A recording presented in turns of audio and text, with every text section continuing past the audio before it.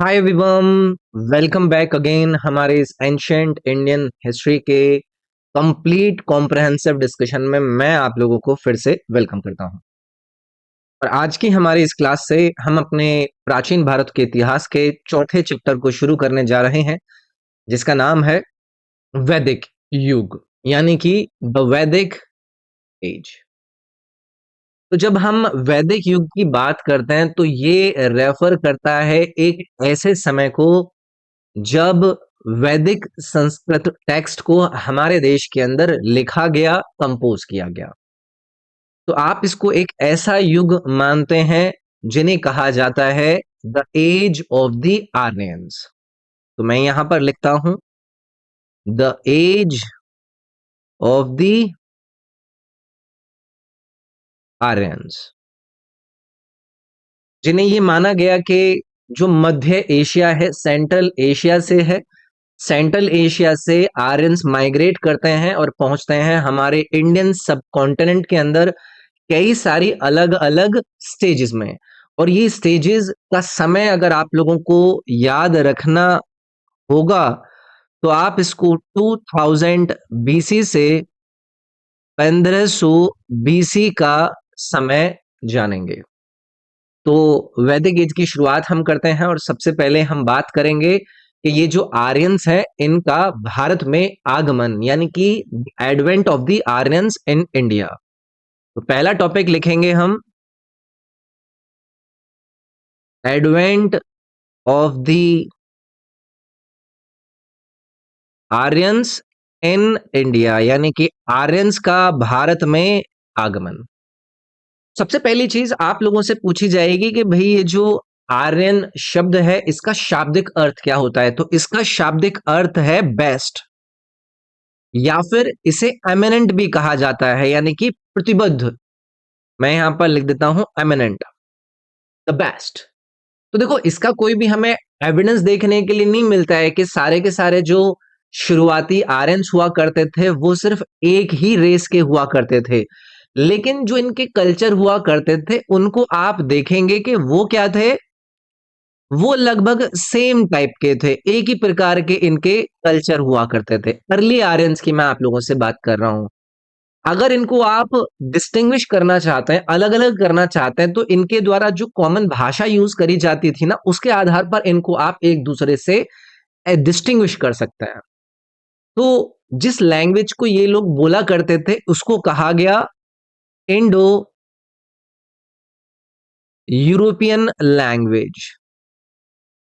अब अलग अलग इतिहासकारों की अलग अलग थ्योरीज हैं, लेकिन जो एक जर्नल तौर पर एक्सेप्ट करी जाने वाली थ्योरी है ना, उनको मैं आप लोगों के साथ यहाँ पर डिस्कस कर रहा हूँ।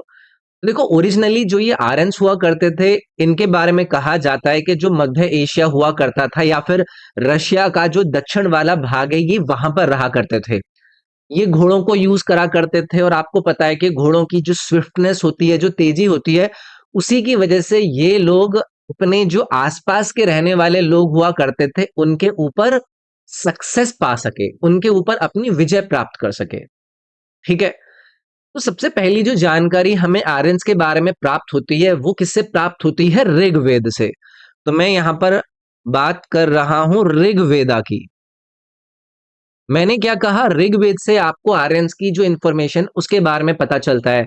ये जो शब्द आर्य है, इस आर्य शब्द का लगभग 36 टाइम्स, 36 बार यूज किया गया इस ऋग्वेद साहित्य के अंदर, जो कि इनकी कल्चरल कम्युनिटी का हमारे इंडियन सब कॉन्टिनेंट के अंदर रहने को इंडिकेट करता है। इसके अलावा ऋग्वेद की मैं आप लोगों से बात कर रहा हूं तो इंडो यूरोपियन लैंग्वेज के अंदर ये सबसे शुरुआती दौर में प्राप्त हुए जाने वाला एक इंपॉर्टेंट साहित्य है। ठीक है। इसके अलावा जैसे हम ऋग्वेद के अंदर आर्यास का जिक्र कर रहे हैं, ऐसे ही ना ईरानियन लैंग्वेज में,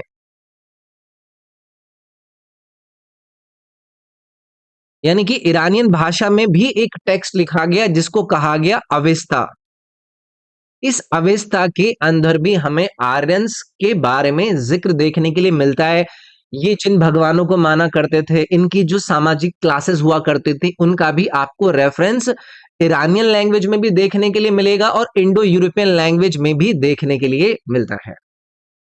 तो याद रखेंगे, ये मैंने आप लोगों से आर्यंस के आगमन को लेकर कुछ कुछ बातें करी हैं। ना सिर्फ भारत के अंदर नजर आने वाले ऋग्वेद के अंदर, आपको अलग अलग जगह पर प्राप्त हुए इंस्क्रिप्शंस के अंदर भी आर्यस के बारे में जिक्र देखने के लिए मिलता है। तो जिन आर्यंस की हम बात कर रहे हैं वो भारत के अंदर एकदम से नहीं आ गए, ये अलग अलग स्टेजेस में आए, अलग अलग चरणों में आए। अब उनमें से जो सबसे अर्लीस्ट स्टेज कही जाती है, उस अर्लीस्ट स्टेज के लोगों को ही कहा गया ऋग वैदिक पीपल, यानी कि वैदिक युग के लोग, जिन्हें आप भारत के अंदर अपीयर होता हुआ देखते हैं लगभग 1500 बीसी में। तो ये मैंने आर्यंस के भारत में आगमन से रिलेटेड आपसे एक नॉर्मल बात करी है। इसके बाद हम शुरू करते हैं हमारे देश के अंदर पाई गई जो वैदिक साहित्य थे, यानी कि जो वैदिक लिटरेचर थी उसको। तो चलिए भी अगला पॉइंट डालेंगे, वैदिक लिटरेचर।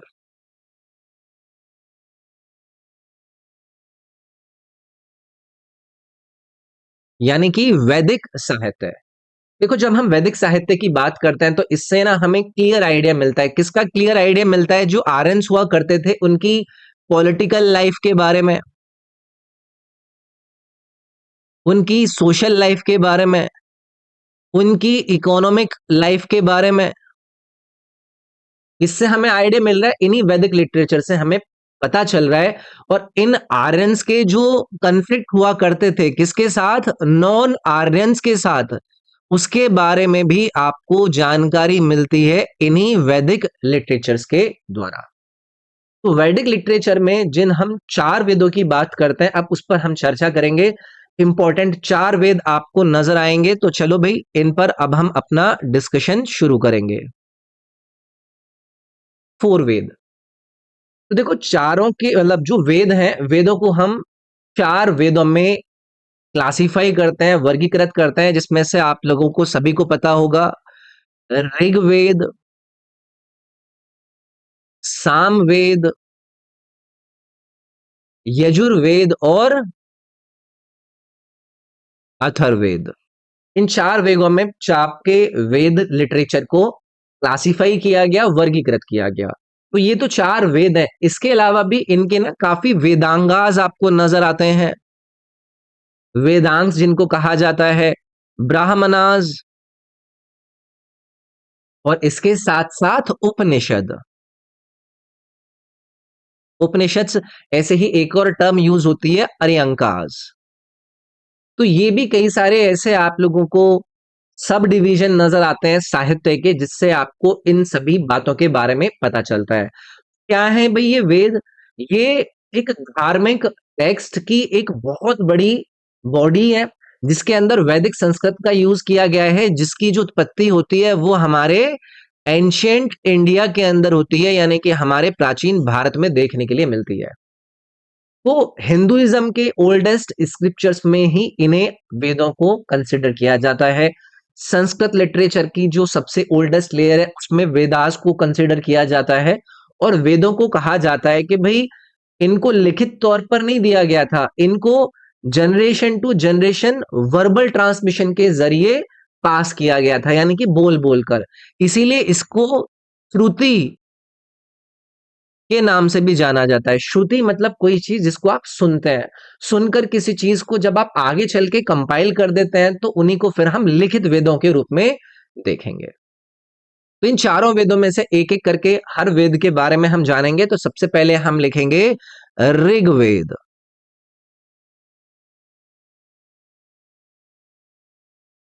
आप लोगों ने आपके किसी भी एग्जाम की आप तैयारी कर रहे हो, ऋग्वेद से संबंधित बहुत सारे सवाल आप लोगों से पूछे जाते हैं। सबसे पहली चीज,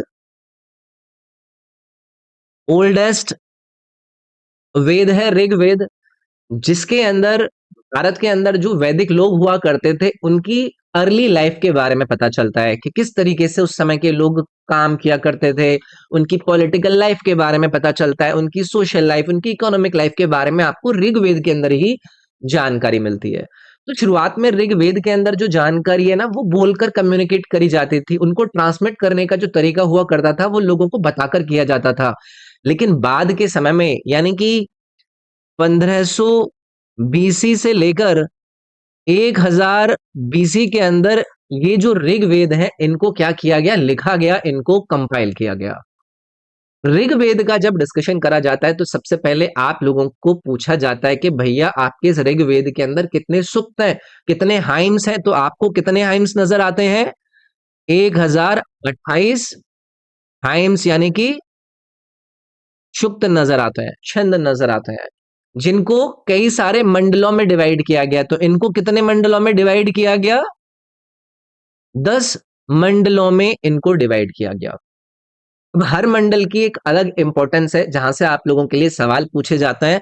तो सबसे पहले मैं लिखूंगा मंडल नंबर 1। तो जब हम मंडल नंबर 1 की बात करते हैं तो इस मंडल को मुख्य रूप से डेडिकेट किसको किया गया? इंद्र और अग्नि को। इंद्र और अग्नि को। तो सवाल आपसे क्या पूछ लेंगे कि बताइए दिए गए 4 ऑप्शंस में से मंडल 1 के अंदर किसको डेडिकेट किया गया है? तो इंद्र अग्नि को आपको यहां पर याद रखना है। तो सिर्फ ऐसे नहीं है कि इन दोनों का ही मेंशन मिलता है, आपको बाकी के भगवानों के बारे में भी देखने के लिए मिलता है। जैसे कि वरुण देव का इसके अंदर जिक्र होता है, सूर्य देव का जिक्र होता है, मित्र देव का जिक्र होता है, रुद्र का जिक्र होता है, विष्णु का जिक्र होता है। ऐसे और भी कई सारे देवताओं के नाम आपको मंडल नंबर 1 के अंदर देखने के लिए मिलते हैं। इसके बाद आएंगे भाई हम मंडल नंबर 2 से लेकर मंडल नंबर 7 तक। तो देखो 2 से 7 तक के जो मंडल हैं, ऋग्वेद संहिता के ओल्डेस्ट भागों में से ये आपको नजर आते हैं, और इनको कहा गया फैमिली बुक्स। इनको कहा गया फैमिली बुक्स। क्यों? क्योंकि इसके अंदर जो पर्टिकुलर फैमिली हुआ करती थी, किसकी? ऋषिज की, ऋषि मुनियों की जो फैमिलीज हुआ करती थी, उनके बारे में आपको जानकारी प्राप्त होती है मंडल नंबर 2 से लेकर मंडल नंबर 7 तक। इसके बाद हम देखेंगे मंडल नंबर 8। मंडल नंबर 8 से आपके कई सारे सवाल पूछते हैं, जैसे कि मंडल नंबर 8 के जो हाइम्स हैं, जो सूत्राज हैं, उनको डेडिकेट किया गया अलग अलग भगवानों को। और उनमें से मोस्टली जो कंपोज करे गए आपके हाइम्स, वो किसके द्वारा किए गए? कानवा क्लैन के द्वारा। कानवा क्लैन हुआ करते थे, इन्होंने इसको क्या किया? कंपोज किया, यानी कि इनको लिखा। फिर आ जाएंगे हम मंडल नंबर 9 पर। मंडल नंबर 9 के सभी जो हाइम्स हैं, वो कौन से भगवान को डेडिकेटेड है? वो है सोम भगवान को। और फिर आ जाएंगे हम मंडल नंबर 10 पर। मंडल नंबर 10 के अंदर जो नाड़ी स्तुति है, उसको प्रेज किया गया है, उसके अंदर जो नदियां हैं उनको प्रेज किया गया है। मैं यहां पर लिखता हूं नाड़ी स्तुति सूक्त, जो कि किसको प्रेज कर रही हैं? नदियों को, रिवर्स की इसके अंदर प्रशंसा कर रहे हैं। इसके अंदर नसादिया सूक्त भी लिखा गया, पुरुष सूक्त भी लिखा गया। कई सारे ऐसे छंद इसके अंदर देखने के लिए मिले जिनको ट्रेडिशनली चैंट किया जाता था। किसके दौरान? शादियों के दौरान। शादियों के दौरान जो ट्रेडिशनली आप मंत्रों का उच्चारण करते हुए देखते हैं, या फिर जब किसी की डेथ हो जाती है उस समय जिन मंत्रों के उच्चारण देखते हैं, तो ऐसे सारे के सारे जो हाइम्स थे वो आपको मंडल नंबर 10 के अंदर देखने के लिए मिलते हैं। इसी प्रकार एक सवाल आप लोगों से यहां पर मैं पूछता हूं कि बताइए, ऋग्वेद का एक उपवेद है, उसको किस नाम से जाना गया? आयुर्वेदा के नाम से। तो मैं यहां पर लिखता हूं द उपवेदा ऑफ ऋग्वेद। कौन है वो? आपका आयुर्वेद। तो आयुर्वेद का तो आप लोगों को सबको जिक्र पता ही है। आप आजकल की चर्चा में सुनते रहते हैं कि आयुर्वेद की लिखित जानकारियों के अनुसार हमारा जो प्रोडक्ट है वो ऐसा है। तो अगर कल कोई पूछा जाए कि ऋग्वेद का इन चार विकल्प में से उपवेद बताइए, तो आर्यवेद आपका ऋग्वेद का ही एक उपवेद है। तो ये ऋग्वेद के हमने बारे में जाना। अब हम जानेंगे सामवेद के बारे में।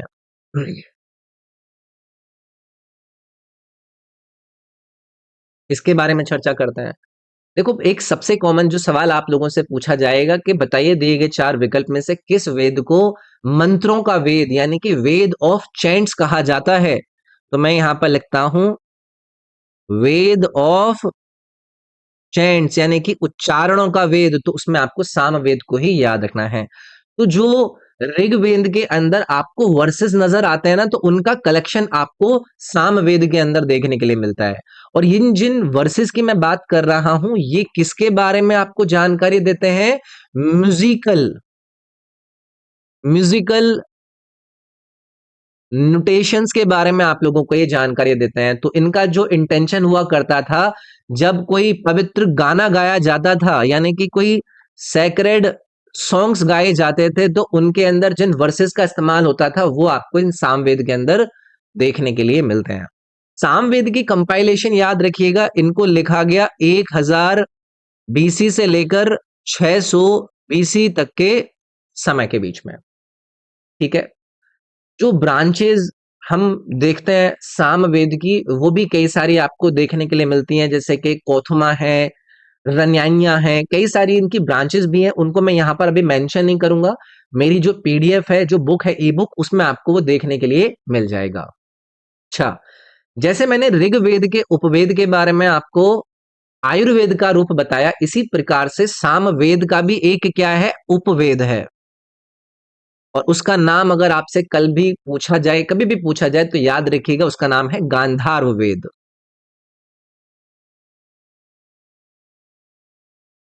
ये याद रखिएगा, क्योंकि सवाल पूछने के लिए ये लोग आपसे कहीं से भी किसी भी चीज को उठाकर पूछ सकता है।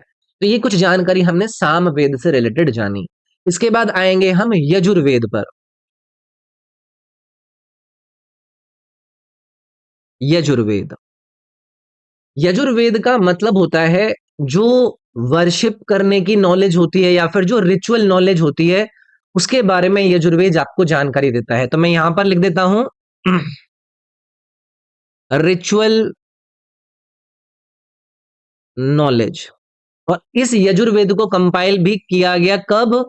1000 बीसी से लेकर 600 बीसी के ही बीच में। तो किससे संबंधित है आपका ये यजुर्वेद? अब कभी भी कोई भी किसी भी प्रकार का सेक्रीफाइस हुआ करता था, यज्ञ वगैरह हुआ करते थे, तो उस यज्ञ को परफॉर्म करने के कुछ प्रोसीजर्स हुआ करते थे ना, उन प्रोसीजर्स की बारे में जानकारी आपको मिलती है इस यजुर्वेद से। जैसे कि शुक्ल यजुर्वेद है, उसको वज्रयान या फिर व्हाइट यजुर के नाम से जाना गया है, उसमें सिर्फ मंत्राज आपको देखने के लिए मिलता है। इसी प्रकार से कृष्णा यजुर्वेद है, जिसके अंदर आपको जो एक्सप्लेनेशंस हैं आपके मंत्राज की, उनको दिया जाता है। जो कमेंट्रीज हैं उनके बारे में बात जानकारी मिलती है। यजुर्वेद के उपवेद के बारे में आप लोगों से अगर मैं पूछूं कि इसके उपवेद में आपको कौन सा वेद नजर आता है, तो वो है धनुर्वेद। तो ये बात आपको याद रखनी है यजुर्वेद से रिलेटेड। इसके बाद हमने ऋग्वेद देख लिया, अर्थवेद आपका सामवेद देख लिया, यजुर्वेद देख लिया। अगला जो वेद हमारे सामने आएगा वो कौन सा बचा? वो बचा अथर्ववेद। अगला हम लिख लेते हैं अथर्ववेद।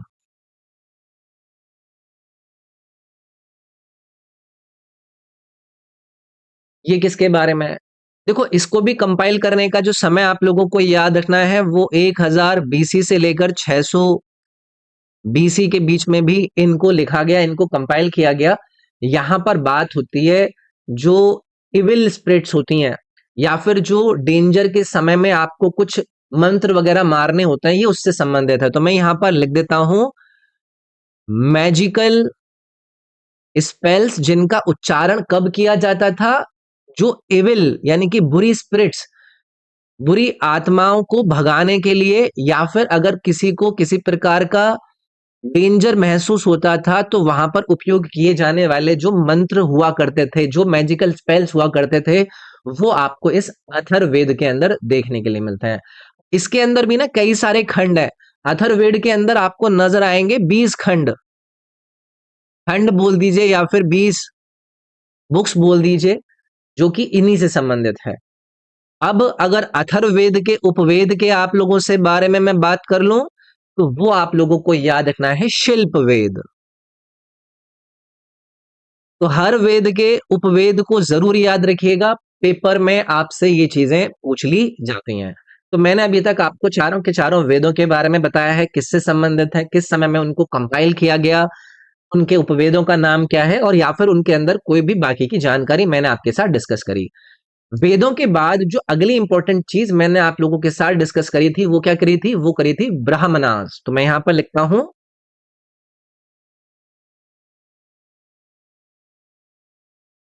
ब्राह्मणास। ये क्या है? तो भाई जो वेदों के अंदर आपको हाइम्स देखने के लिए मिले थे ना, मैं यहां पर लिखता हूं कि वेदों के अंदर जो हाइम्स, जो छंद नजर आए, उनको ये ब्राह्मणास क्या करते हैं, एक्सप्लेन करते हैं कि भाई इस वेद का एक्सप्लेनेशन, मतलब इस वेद के अंदर जो ये वाला हाइम है उसका एक्सप्लेनेशन ये है।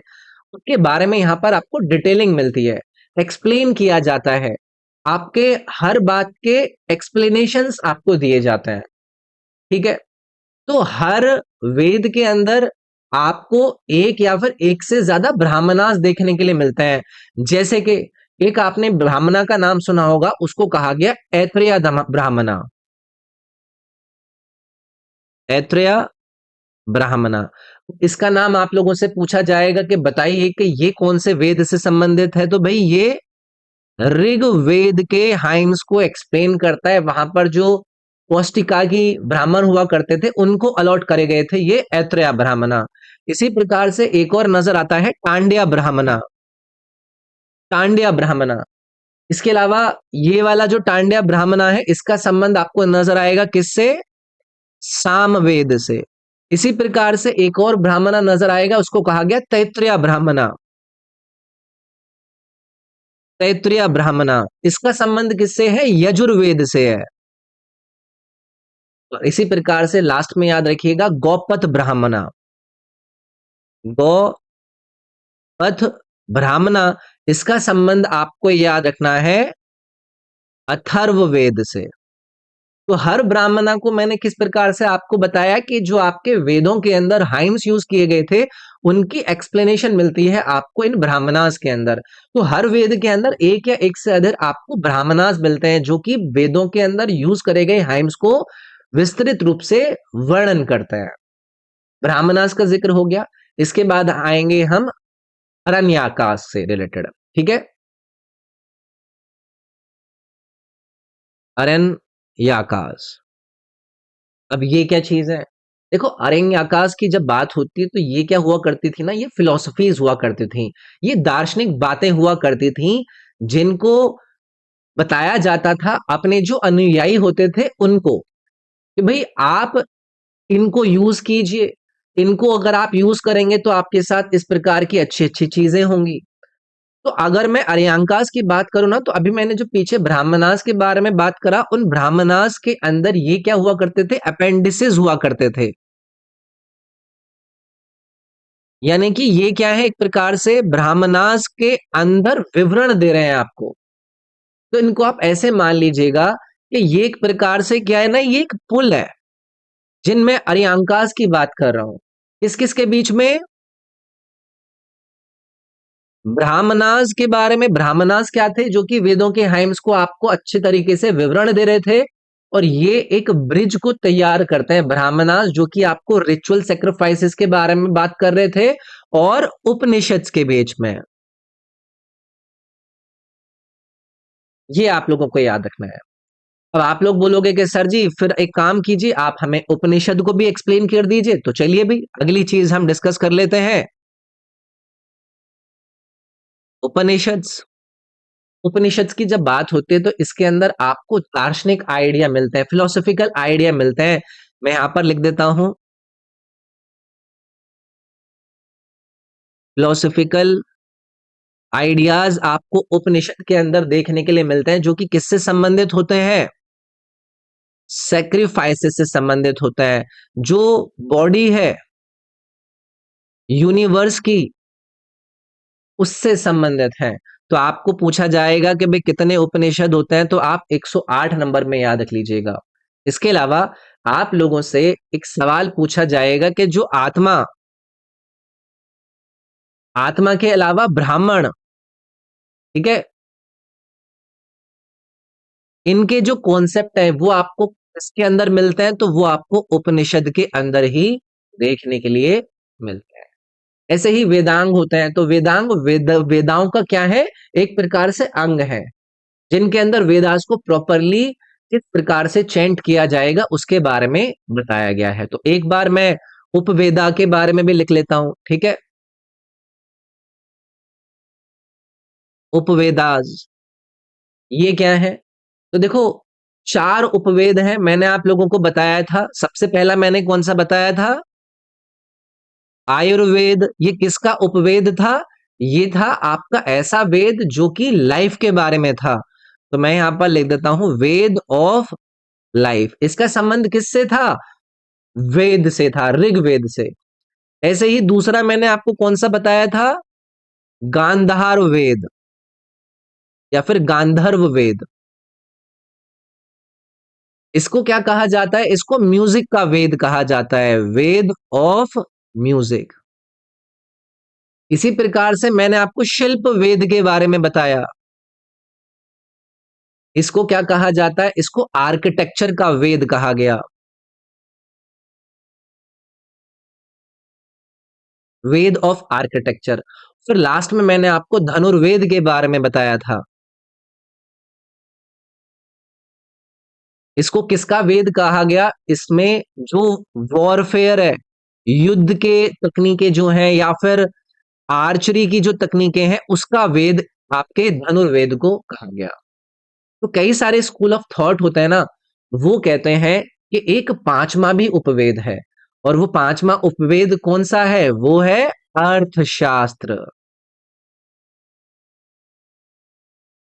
इसको फिफ्थ उपवेद के रूप में कंसिडर किया जाता है, जो अलग अलग स्कूल ऑफ थॉट्स हैं उनके द्वारा। तो याद रखेंगे इन बातों को। इसके अलावा आपसे ना सूत्र सहायता की भी बात होती है, तो एक और पॉइंट मैं डिस्कस करूंगा आपके साथ, सूत्र संहिता। अब आप लोग बोलोगे कि सर जी ये क्या चीज है, तो देखो, जब 600 बीसी से लेकर 300 बीसी वाला हम काम समय देखते हैं, तो इसको ही जाना जाता है आपका पीरियड ऑफ सूत्र के नाम से। जब जो अलग अलग साहित्य हुआ करते थे सूत्र के, उनको लिखा गया। तो पहले जो सूत्र हैं उनको आप वैदिक लिटरेचर के अंदर आता हुआ देखते हैं, किस किस रूप में, ब्राह्मणा और अर्यंका के रूप में। तो सूत्रों सहायता की जब हम बात करते हैं, तो इस समय का जो पीरियड है उसको आप देखते हैं कि जो सोशल, पॉलिटिकल और रिलीजियस थॉट हुआ करती थी लोगों की, वो एक बढ़ती है। तो ऐसे ना 6 सूत्र यूज होते हैं, 6 सूत्र आपको नजर आते हैं, जिसमें कि आपको कल्प सूत्र नजर आएगा। इस कल्प सूत्र के अंदर आपको क्या चीज की प्राप्ति होती है, जो एक सैक्रिफिशियल प्रैक्टिस हुआ करती थी, यज्ञ वगैरह हुआ करते थे, जो सैक्रिफिशियल प्रैक्टिस हुआ करती थी, और या फिर एक सिस्टमैटिक सूत्रों को बोला जाना, वो कल्प सूत्र के अंदर आता है। ऐसे ही श्रु सूत्र का आता है, ऐसे ही सुलवा सूत्र का आता है, ऐसे ही गृह सूत्र का आता है। तो उनको अभी हम यहाँ पर डिस्कस नहीं करते हैं, पीडीएफ में मैं उसको डाल दूंगा, आप वहां से उन चीजों को देख लीजिएगा। तो ये पहली क्लास के अंदर मैंने आप लोगों को वैदिक एज के साहित्यों के बारे में बताया है, जिन साहित्यों से हमें वैदिक एज के लोगों, आर्यंस और बाकी के नॉन आर्यंस के बारे में पता चलता है, क्या क्या चीजें हुई, कैसे कैसे हुई। इसके सेकंड पार्ट के अंदर मैं शुरू करूंगा वैदिक एज के समय कार्यकाल को, कि उस वैदिक एज के अंदर जो ज्योग्राफिकल नॉलेज हुआ करती थी लोगों के अंदर, वो किस प्रकार से हुआ करती थी। उस समय की जो पॉलिटी थी, जो उस समय का समाज शास्त्र था, वो किस प्रकार से हुआ करता था। उसके बाद वैदिक एज के अंदर हम वैदिक सोसाइटी के बारे में जानेंगे कि सोसाइटी किस प्रकार से हुआ करती थी, सोशल डिवीजन कैसे हुआ करता था, वो डिस्कस करेंगे हम द वैदिक एज के सेकंड क्लास में। इस क्लास के अंदर इतना रखता है। Thank you, take care, bye bye.